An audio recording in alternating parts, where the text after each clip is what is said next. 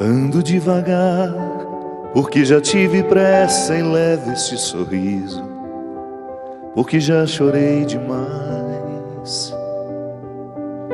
Hoje me sinto mais forte, mais feliz. Quem sabe só leva a certeza de que muito pouco eu sei e nada sei. Conhecer as manhas e as manhãs, o sabor das massas e das maçãs. É preciso amor para poder pulsar, é preciso paz para poder sorrir, é preciso chuva para florir.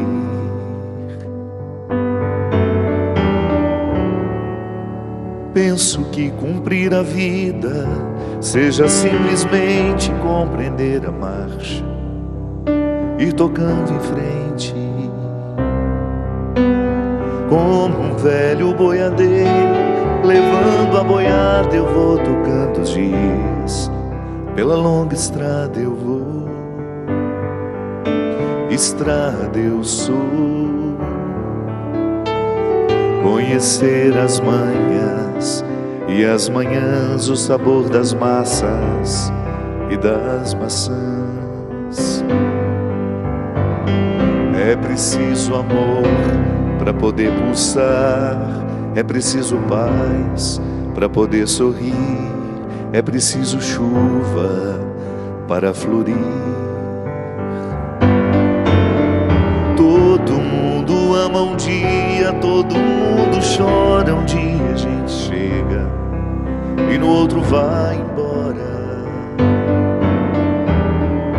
Cada um de nós compõe a sua história e cada ser em si carrega o dom de ser capaz e ser feliz.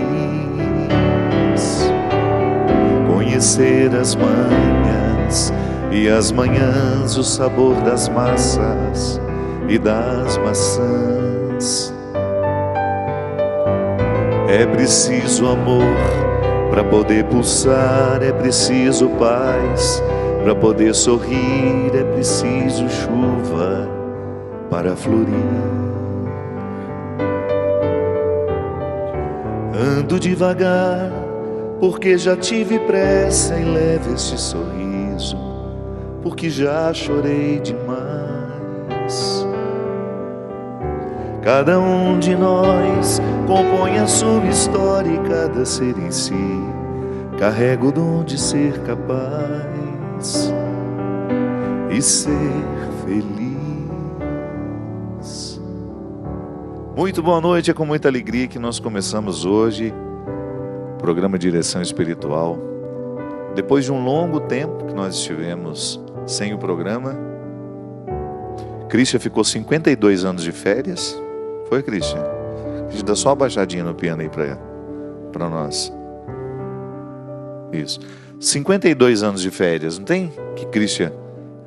Acho que eu lhe vi só em fevereiro do ano passado, Christian. Feliz ano novo para você. Uma alegria muito grande. Eu tenho pessoalmente vivido um tempo muito importante na minha vida, de mais recolhimento, de mais vida interior. E esse mês de janeiro eu fiquei fiquei o mês todo fora. Mês de fevereiro um pouco também. E estávamos com saudade do programa de Direção Espiritual, essa oportunidade que nós temos de entrar na sua casa, de falar ao seu coração. Eu sempre gosto de compreender a felicidade como um dom. E na teologia nós entendemos que todos os dons que Deus nos dá, eles chegam na nossa vida num formato de uma semente. O dom é dado por Deus, mas exige de nós um cultivo. Não é assim que funciona? O batismo é a mesma coisa. Quando nós concedemos o dom da vida nova a uma criança, através do sacramento do batismo, significa que tudo aquilo que foi dado gratuitamente, não fizemos nada para receber, não vem dos nossos méritos, mas da nossa escolha, Os nossos pais e padrinhos escolhem por nós e nós recebemos aquele dom que o sacramento infunde em nós. Mas depois, à medida em que a gente vai se tornando consciente, nós precisamos fazer o dom se tornar uma realidade. É como você plantar uma árvore. Você tem que olhar o terreno, se ele será favorável, se o clima daquele lugar será favorável ao desenvolvimento de todas as possibilidades que estão dentro daquela semente. É muito interessante a gente identificar filosoficamente que numa semente todas as possibilidades da planta estão condensadas. Então, da mesma forma, nós. Toda vez que você pensa no dom que Deus lhe deu, eu pessoalmente às vezes penso que o conceito de felicidade anda muito vazio por aí. Felicidade ficou muito associado àquilo que nós conseguimos expressar da nossa alegria, né? E uma coisa é aquilo que eu consigo expressar da minha alegria. Outra coisa é ser feliz. Porque eu posso muito bem não estar expressando a minha alegria e estar sendo feliz a si mesmo. Felicidade é um conceito um pouco mais profundo do que tudo aquilo que nós conseguimos expressar dela. Então, quando é que você percebe que uma pessoa está feliz? A partir de uma harmonia pessoal que você identifica, uma serenidade, não é verdade? Aí sim vem também a alegria, o sorriso, a leveza. O contrário também nos faz perceber quando aquela pessoa está infeliz.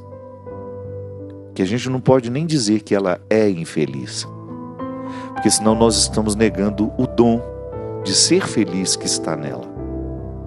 Então eu não posso confundir o estar infeliz com ser infeliz. São dois verbos que nos ajudam a compreender a vida numa dinâmica diferente. Aquilo que eu estou, o meu ser, no estado em que ele está, né? Então eu sou e estou. Eu sou feliz, mas neste momento estou infeliz. Por quê? Você vai pensar num movimento que pode passar e ser modificado, diferente de um estado definitivo do ser. Quando eu falo do ser que sou, eu estou remetendo a tudo aquilo que em mim é essencial. Então eu tenho realidades essenciais e tenho realidades que são acidentais. Essencial é quando você pega tudo aquilo que em nós não é modificado, não será modificado. Por exemplo, a minha dignidade, ela jamais será retirada de mim. Mas eu posso esquecer que tenho dignidade e viver como se não tivesse. Então eu posso ter um comportamento acidental, isto é, não fere a minha essência, mas pode me fazer esquecer que eu sou, que eu tenho dignidade, que eu sou digno. A dignidade é um estado profundo do ser. É como se você pegasse, por exemplo, uma árvore. Ela é essencialmente madeira, não é? Quando você olha para uma árvore, qual é a essência dela? Madeira. Claro, aí você vai ter também as folhas. Mas se você pensar naquele tronco, o que ele é? Essencialmente, madeira. E se é uma árvore que é cultivada justamente para depois ser transformada, quando você olhar para a mesa que aquela árvore se tornou, você continua dizendo, ela é essencialmente madeira, mas é acidentalmente uma mesa. Por que é acidentalmente? Porque ela poderia ser uma cadeira, poderia ser uma escrivaninha, poderia ser uma estante, mas ela continua essencialmente madeira. Sempre que você quiser pensar aquilo que na sua vida é essencial, você vai recrutar tudo aquilo que em você foi dado como um dom. E os acidentes é aquilo que por acaso nós fazemos com o que nós recebemos. Então eu sou, vou usar, Deus me deu inteligência. Eu sou inteligente essencialmente, Você tem a sua inteligência, você é essencialmente inteligente. Mas você pode fazer uso dessa inteligência para ser um advogado, para ser um médico. Aí é acidental. O seu ser inteligente está aí, dando forma a tudo que você quiser ser pela vida, fazer pela vida. Então, minha gente, toda vez que nós pensamos a felicidade, nós pensamos como um dom que nos foi dado e que precisa ser cultivado. A manutenção da nossa alegria, da nossa felicidade, da nossa realização. Você já me escutou falar disso? Eu prefiro muito mais compreender a tal felicidade como realização humana. Eu tenho uma sensação que o conceito de realização, ele engloba um pouco mais daquilo que eu compreendo como situações que me tornam felizes. Porque onde existir um cultivo desse dom, ali existe mais possibilidade de haver um ser humano realizado. A realização depende, primeiramente, do processo do autoconhecimento. Sem o autoconhecimento, como é que eu vou realizar aquilo que eu sei? Ou melhor, como é que eu vou poder realizar aquilo que eu sou, se eu ainda não sei que sou? Sim, porque eu posso estar aqui com todas as possibilidades da semente e não saber que estou. Se eu não vivo um processo de autoconhecimento, que me chega através da investigação que faço, do quanto eu presto atenção em mim, no meu comportamento, no meu jeito de ser, no quanto eu pergunto sobre mim aos meus pais. Ainda ontem eu falava disso lá no evento do Rio de Janeiro.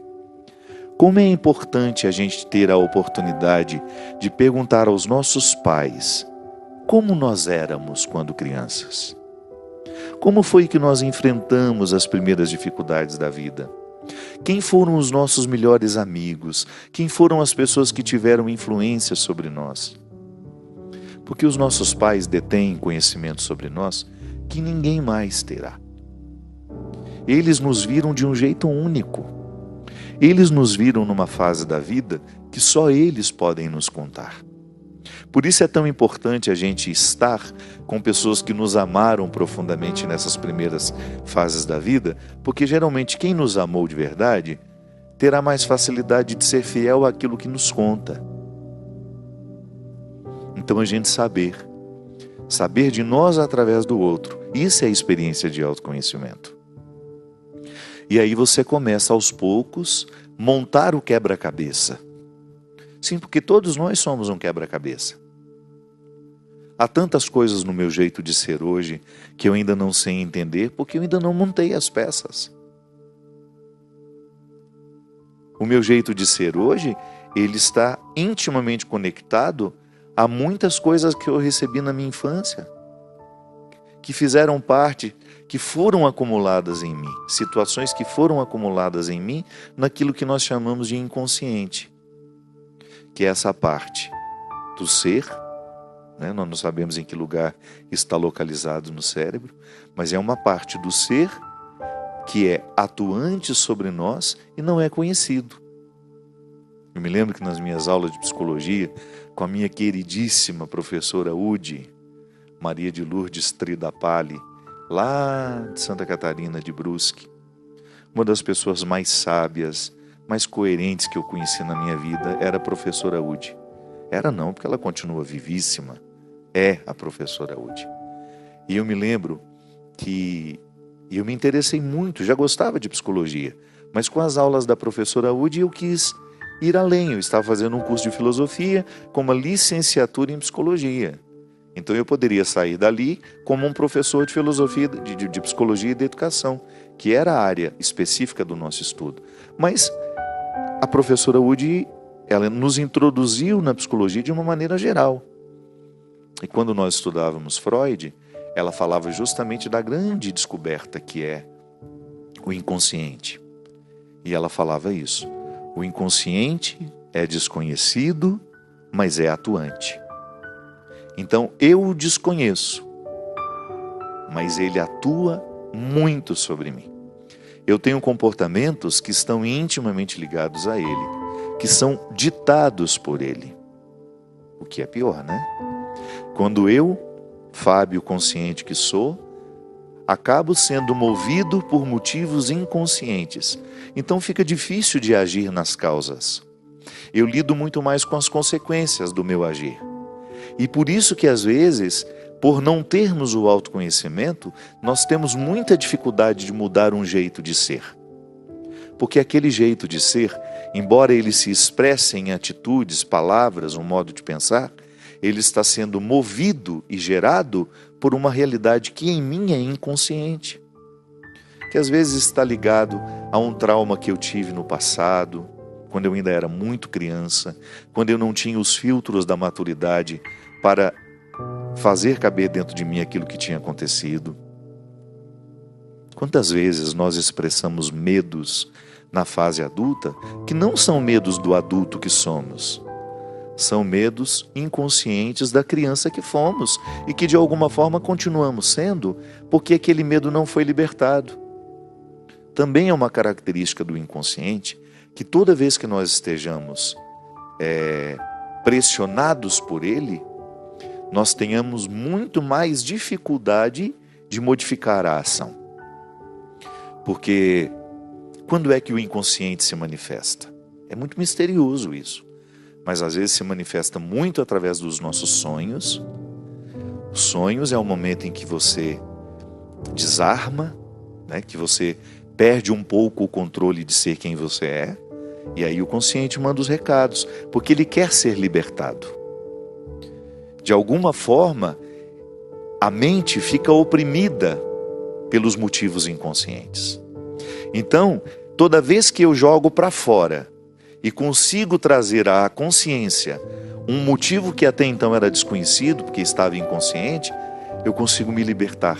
E é por isso que você já identificou isso em você e também em algumas pessoas com quem você convive, como é libertador quando você começa a entender por que você age desta e desta forma. São os motivos inconscientes que de alguma forma vão sendo acessados através de processos terapêuticos que podem ser formalizados dentro de um consultório, onde você vai falar com um terapeuta, você vai lá de alguma forma tentar acessar esse inconsciente através de técnicas específicas para isso. Uma delas é a conversa consciente para nos fazer chegar ao lugar dos nossos medos, dos nossos traumas, e ali a gente ter um entendimento, e quando você tem um entendimento, você liberta o inconsciente, ele para de te oprimir. Então, às vezes, o que nos falta para a gente poder ser realizado é libertar o inconsciente de tudo aquilo que está oprimindo, de tudo aquilo que não é difícil porque é muita coisa, né? Mas à medida em que a gente vai tendo condições, é muito bom a gente viver esse processo. Você não fica escravo de si. Porque quando a gente fala, eu estou sendo escravo dos meus medos, você está sendo escravo dos medos que são inconscientes. Porque os medos que se tornam conscientes, você começa a administrar. A própria razão lhe ajuda a falar, por que você tem medo disso? Não faz sentido. A razão ajuda a resolver com essa pergunta. Aí você desmascara o medo. Mas quando você não sabe o porquê que tem medo, quando aquilo é uma força que você não tem controle, dá um trabalho. Por exemplo, quando eu vivi a síndrome do pânico, e de vez em quando tenho, algumas reações, são medos que, se você for perguntar para mim no momento que eu não estou sob o efeito daquilo, eu jamais. Imagina que eu vou ter medo de entrar dentro de um camarim, que é uma coisa que eu faço há mais de 20 anos. Imagina que eu vou ter medo das pessoas que entrarão dentro do camarim. Não. Racionalmente falando, eu digo aqui para você, não faz sentido. Não acredito que alguém vai entrar para tentar me matar. Nunca me passou pela cabeça isso. Mas quando eu estou sob o efeito do pânico, quando o pânico se manifesta, não adianta eu dizer isso para mim. E foi interessante porque quando eu fui para o psiquiatra, esse último que me atendeu em setembro, ele me disse isso. Pode ser que esse pânico que está se manifestando hoje seja um medo que você viveu na sua infância, ficou guardado lá no inconsciente, você lidou com isso de maneira razoável, e de repente agora, por uma fragilidade que você esteja enfrentando, uma fragilidade emocional provocada por motivos diversos, aquilo que estava guardado dentro de você volta com uma força, da mesma forma como aquela barragem de Brumadinho, que nós estamos todos muito indignados. Quando aquela barragem arrebenta, a barragem das emoções represadas, a lama das emoções represadas e doentias que estão guardadas dentro de nós, elas vêm arrancando tudo o que encontram pela frente. E foi justamente isso. É justamente isso que eu enfrento quando eu tenho a síndrome do pânico. É um sentimento horrível que, por mais que você seja racional e você diga, não faz sentido ter medo de estar chegando nesse lugar, de estar dentro da van, me aproximando do lugar onde eu vou cantar, onde eu vou falar com as pessoas. Eu faço isso há 20 anos, sempre soube fazer isso. Mas de repente, minha gente, não adianta dizer isso. E quem tem síndrome do pânico sabe exatamente do que eu estou falando. De como é cruel você saber que aquele medo não tem sentido e mesmo assim você ser dominado por ele. Então, o processo do autoconhecimento, ele nos ajuda até depois, se a gente vier a desenvolver uma doença psíquica, como é a síndrome do pânico, a gente ter a oportunidade de lidar melhor com ela. Sem o autoconhecimento, nós não temos controle das nossas emoções. E olha que mesmo se autoconhecendo, já é difícil ter controle das emoções. Um exemplo simples, por que eu tenho tanta necessidade de ter domínio sobre as pessoas? Por que eu tenho tanta dificuldade de ser contrariado? São motivos inconscientes. Com certeza, em algum momento da minha vida, eu fui humilhado, eu não tive vez, eu não pude decidir. E aí aquilo se monta dentro de mim como um mecanismo de defesa que vai me colocar agressivo com qualquer pessoa que quiser se impor contra mim. Ou então o contrário também. É aquela pessoa que não tem vontade própria. Ela será eternamente dominada por outras. Emocionalmente falando, isso acontece muito. Começa-se com um carinho de verdade, um amor verdadeiro, e aos poucos aquela pessoa que ama, vê na criatura amada uma posse. Aí começa a ter preocupações exageradas com ela.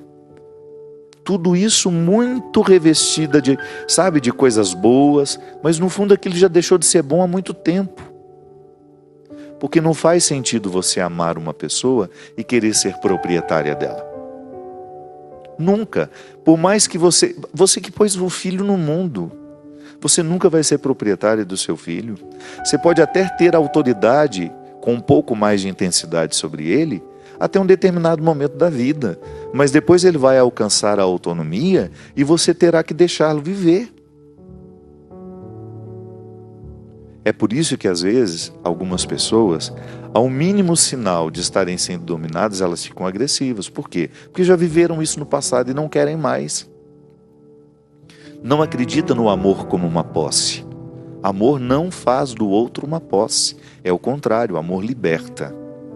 Quanto mais eu amo uma pessoa, mais satisfação eu tenho de vê-la livre, de vê-la viver, de vê-la alcançar o melhor de si. Não faz sentido, em nome do amor, eu acorrentar o outro. Eu só permitir que ele faça as coisas quando eu estiver por perto. Isso acontece muito no relacionamento entre marido e mulher.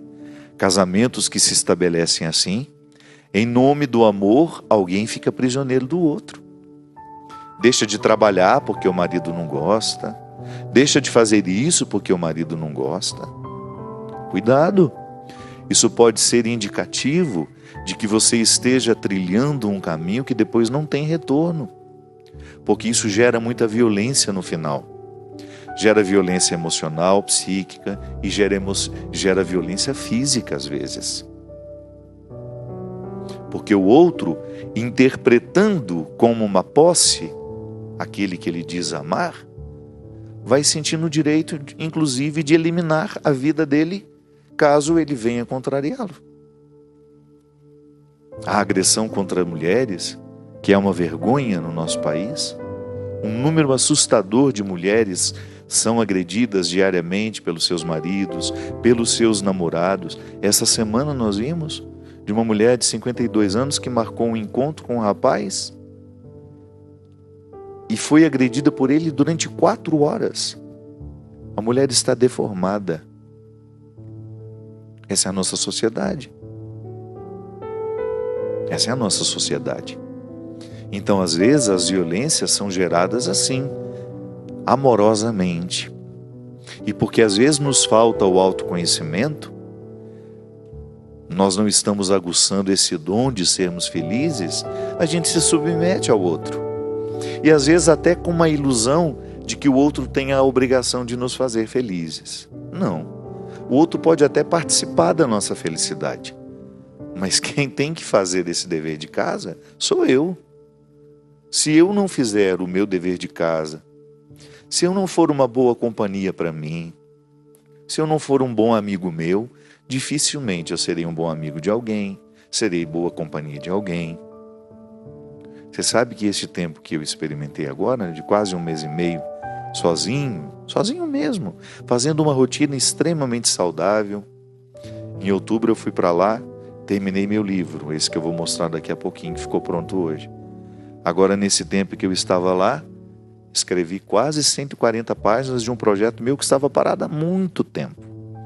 Mas por que será que eu não faço isso na minha casa aqui em Taubaté? Por que será que eu não consigo ter uma rotina, uma disciplina, um cultivo maior do silêncio? Porque eu sou naturalmente disperso. Tenho uma tendência a ser disperso. E se eu estou num ambiente que me dispersa, eu quero descer lá na cozinha, eu quero conversar com a Teca, eu quero conversar com o outro. Falei, para lá, vem para cá. A partir do momento que você não tem com quem conversar, que você está dentro de uma casa, que você vai fazer seu almoço, você vai limpar sua casa, você vai cuidar do seu dia a dia, você começa a conviver com você e você vai acessando uma fertilidade que só essas situações despertam dentro de nós. E ali você precisa aprender a conviver com você. E como é positivo, minha gente. Como faz bem para a gente ter o direito de viver um tempo em solidão. De você descobrir-se companhia para você. De você oferecer-se. Sabe? Que às vezes a gente se oferece tanto para os outros, mas ouse oferecer-se a você. O autoconhecimento passa por isso. Pela oportunidade que nós temos de observar o nosso jeito de viver e de ser. Porque é a partir dessa observância que a gente vai tomando contato com aquilo que nós somos e, sobretudo, com aquilo que nós podemos fazer do que somos, transformando-nos diariamente na melhor versão que podemos alcançar de nós. Nós vamos para um rápido intervalo e a gente volta já já com o programa Direção Espiritual.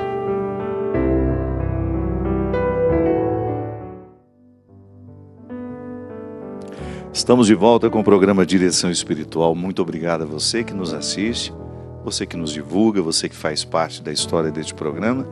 Há 12 anos, toda quinta-feira, agora toda quarta, com reprise no sábado às 20 horas.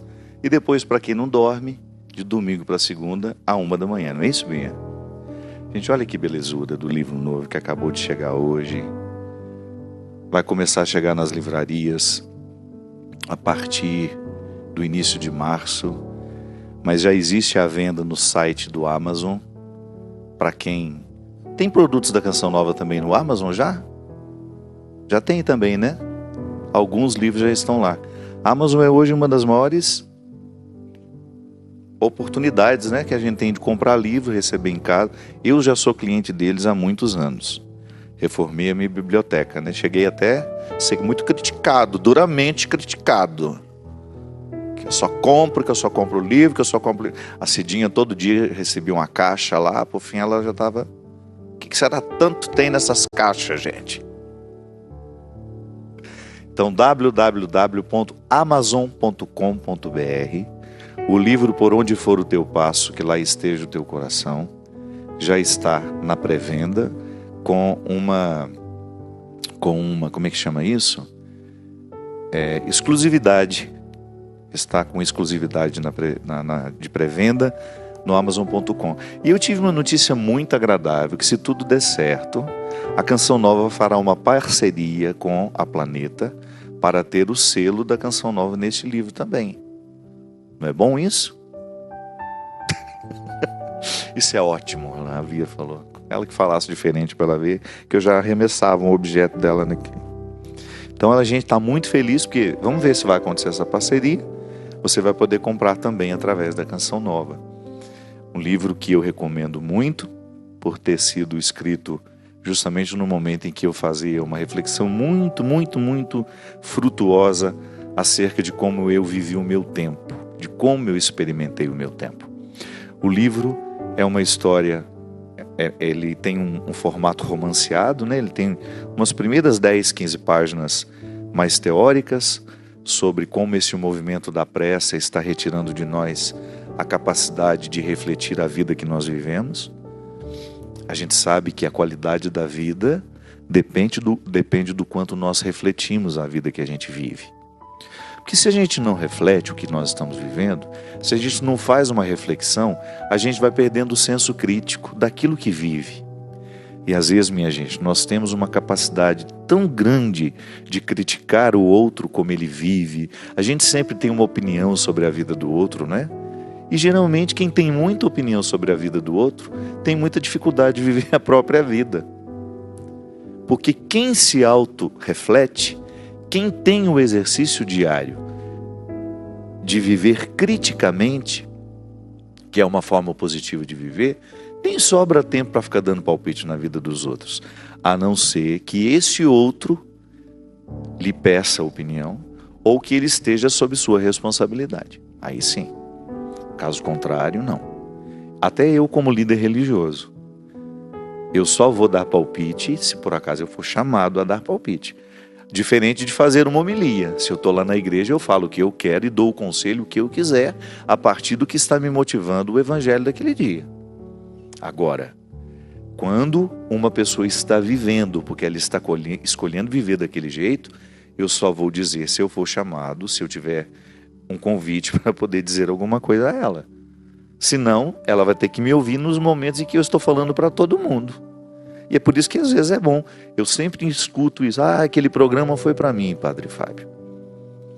Ontem mesmo, no evento que a gente teve no Rio de Janeiro, em São Paulo, no domingo. Como é bom quando termina, a pessoa diz: nossa, tudo que você falou hoje foi para mim. Que bom. Mas eu não saio por aí ficando fazendo sermão, dando palpite na vida dos outros. Não, a evangelização, ela é para aqueles que querem. Jesus o tempo todo soube fazer essa diferenciação. Sim, a gente prega nas praças, a gente prega nos lugares públicos, mas quando se trata de uma vida pessoal ali sendo vivida, é só se eu for chamado. Então, às vezes, porque não tenho uma reflexão sobre a minha vida, resta muito tempo para eu ficar dando palpite na vida dos outros. Esse livro, ele nasce de um encontro do homem com a sua consciência. Por isso que ele é um formato romanceado, você vai ler muito rapidamente.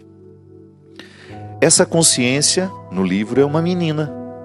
O homem está se arrumando para ir trabalhar e, de repente, misteriosamente, ele percebe a presença daquela menina. E como ele já estava arrebatado, ele já estava vivendo um momento de êxtase, ele não questiona como que aquela menina foi parar ali dentro. Claro, uma pessoa racional como ele faria isso. Ele está se arrumando para ir trabalhar. De repente tem uma menina dentro do quarto? Não. Então, como esse arrebatamento, que é o encontro dele com a sua consciência, começa um pouco antes dele perceber a menina, na hora que a menina está diante dos olhos dele, não passa pela problematização. De onde veio essa menina? Não. Então ela começa a estabelecer com ele um diálogo. Ela faz uma primeira pergunta, ele responde, e assim o livro vai sendo desenvolvido, pegando questões muito pertinentes aos nossos dias. Porque é impressionante como À medida que a gente vai conversando, que você vai tendo mais intimidade com as pessoas, você vai percebendo como todos nós hoje estamos sofrendo das mesmas causas, pelas mesmas causas. E uma delas é justamente a infelicidade na administração do tempo. O tempo, a lida com o tempo, está nos angustiando demais. Porque nós estamos todos tendo uma percepção de que nós não estamos vivendo como deveríamos. E é justamente o que o homem está experimentando. E é claro que ele vai negar o tempo todo. Boa parte da conversa, a menina vai desmentindo tudo aquilo que para ele é uma verdade que ele construiu para proteger-se do enfrentamento que ele precisava viver.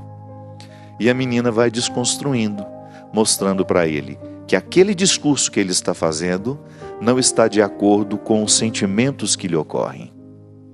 E aí é interessante porque essa desconstrução, ela vai sendo um caminho que todos nós fazemos também. Até aqui na 4ª página tem um texto que eu preparei para que quando aquele que está passando pela livraria pegar o livro, ele vai ter mais ou menos uma noção do que se trata.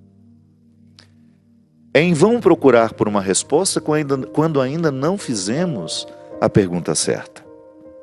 O conflito seguirá infértil se não receber o benefício da lucidez que só o enfrentamento das perguntas proporciona. Uma vida que não é refletida não pode ser bem vivida. Só o debruçar reflexivo sobre nós é capaz de reorientar a coerência, desfazer os equívocos e estabelecer o julgamento que nos coloca diante dos dilemas fundamentais. Quanto nos custa ser quem somos? Tem nos custado muito alta a fatura das emoções? Muito alto. Estamos satisfeitos com o que escolhemos ganhar e perder? Somos fiéis ao que nos pede o coração? Não nos apressemos em responder. É preciso conviver com as questões, olhá-las nos olhos, permitir que suas arestas desconfortáveis encontrem os encaixes na alma ferida. Há caminhos que não podemos andar acompanhados. E este é um deles, o que nos leva ao dentro de nós. Ande pelo seu. Ofereça-se a compaixão, o que de mais nobre você pode se proporcionar.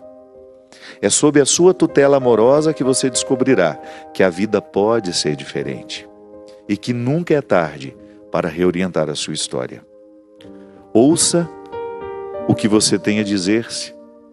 Recolha-se com este livro nas mãos. Nele há um itinerário para os que pretendem renascer. Aceite este convite. Não espere que o outro lhe dê aquilo que só você pode se oferecer. Então, nessa necessidade que é muito comum a todos nós, minha gente, este livro nasceu com o desejo de refletir aquele que foi o meu grande conflito nos últimos 2 anos, que era justamente perceber que eu estava construindo a minha vida de um jeito que o meu coração não estava onde estava o meu passo. Às vezes os meus pés me levavam para lugares muito diferentes do que me pedia o coração. E a linguagem do coração é a linguagem da consciência, é a linguagem da menina. A menina que ainda não está contaminada com as mentiras do adulto. Porque nós contamos mentiras demais para nós. Nós arrumamos muitas desculpas para justificar a nossa conduta errada. Você sabe disso? Quantas vezes você se pegou fazendo justamente uma defesa daquilo que é indefensável em você? Quantas vezes você tentou defender para o outro aquilo que nem para você é justo ser defendido? Porque você sabe que está errado. Aquela maneira que você assumiu de viver, o excesso de tantas coisas que lhe retiram às vezes o direito de desfrutar até daquilo que a vida já lhe deu. Nós estamos protelando, deixando para outro dia as nossas alegrias, a nossa felicidade. E não é justo. Não é justo.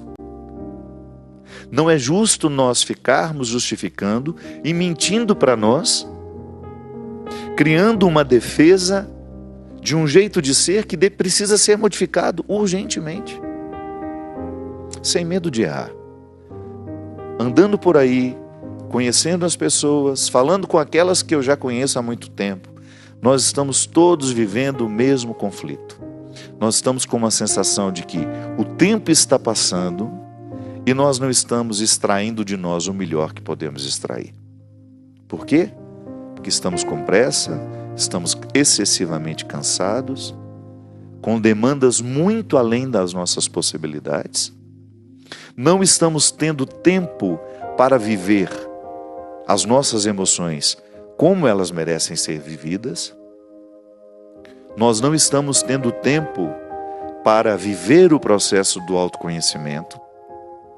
Então sofremos sem saber por que estamos sofrendo, erramos porque não sabemos por que estamos errando, e de repente um conflito se estabelece. Há um momento do livro em que a menina conta para o homem, quando ela faz a reflexão sobre o tempo, ela conta uma história de José Saramago, o grande escritor português. Numa das últimas entrevistas de Saramago, ele estava dando uma coletiva de imprensa, uma repórter pergunta para ele: Saramago, você que é um homem tão vitorioso, que já ganhou tanto prêmio na sua vida como escritor, o que você gostaria de ganhar nessa fase da vida? E Saramago, vivendo um tempo de silêncio, como se julgasse aquela pergunta dentro dele, desejoso de responder para ele e não para a repórter, sim, porque às vezes o outro nos pergunta, mas quem está precisando daquela resposta somos nós.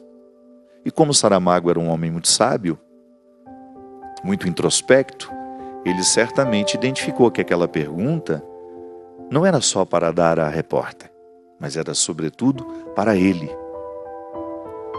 E aí ele respondeu que naquela fase da vida, se ele pudesse escolher ganhar alguma coisa, ele escolheria ganhar tempo. Quando eu vi aquela entrevista, minha gente, aqui aliás está num documentário sobre a vida dele, eu fiquei pensando como é verdadeiro isso. Como é angustiante a gente olhar para a nossa agenda e a gente perceber que nos falta tempo para você colocar alegria na agenda, para você agendar coisas que vão fazer bem a você, que não serão apenas o cumprimento de obrigações. Como é especial e como é luxuoso você tirar um dia para você de fato ficar com você. Como eu estava dizendo para vocês, esse tempo que eu fiquei em Portugal, não fiquei com os outros, não foi um tempo que eu tirei para ficar com pessoas, não. Tanto é que eu encontrei pouquíssimas pessoas. Claro, eu tinha minha rotina, esbarrava em alguém aqui e ali, mas conversar mesmo, conviver, não. Foi um tempo meu. Eu não tinha obrigação nenhuma de sair da minha casa, encontrar-me com este ou aquele. As poucas vezes que isso aconteceu foi porque eu quis. Aqui não. No meu dia a dia, e você também, certamente, nós temos muitas obrigações a serem cumpridas. Mas muitas. E aí, de repente, você descobre que o luxuoso é você poder olhar para a sua agenda e dizer: hoje eu quero viver isso. E você ter o direito. Ah, padre, mas esse mundo que o senhor está falando aí é muito ilusório. Nós trabalhamos muito. Eu sei, eu também trabalho muito. E tenho repensado muito esse excesso de trabalho.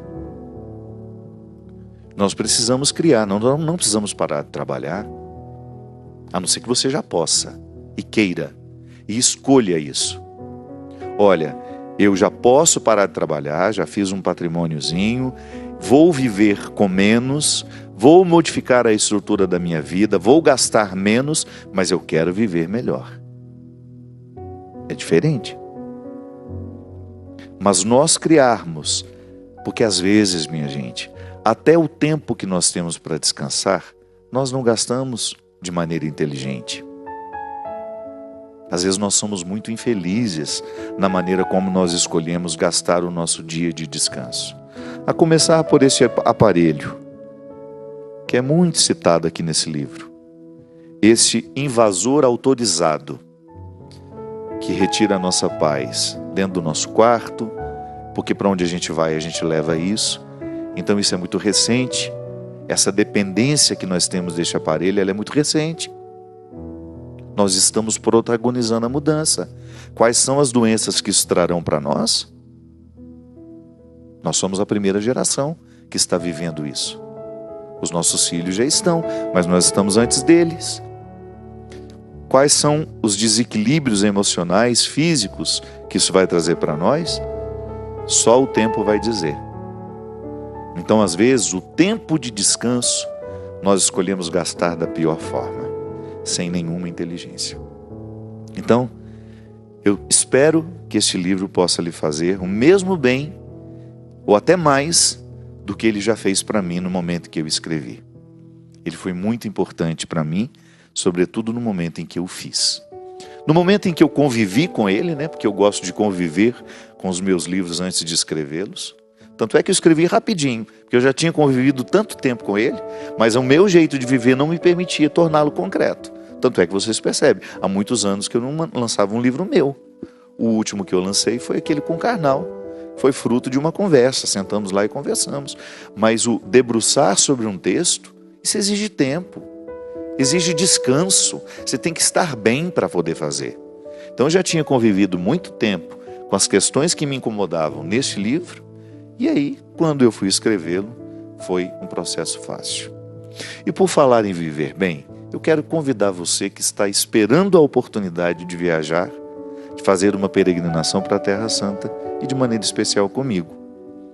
Nós vamos passar Pentecostes em Jerusalém. Nós vamos sair no dia 8 de junho e retornaremos no dia 17. E você é o nosso convidado.